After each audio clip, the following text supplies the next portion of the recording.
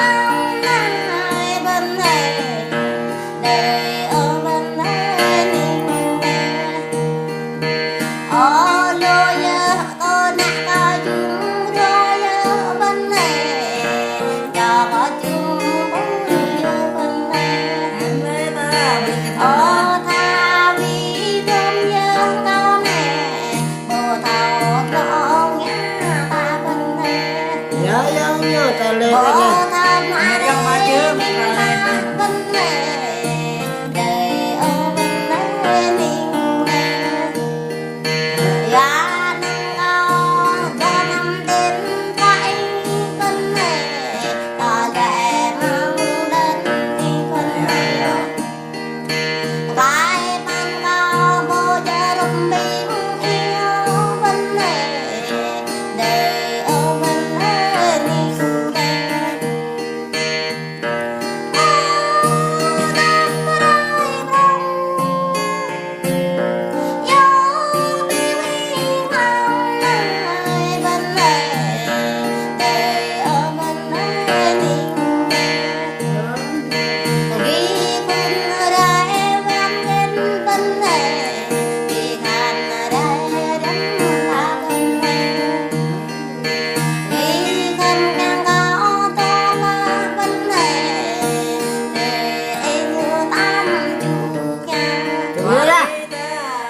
Tunggu ya. Cocok nggak dah?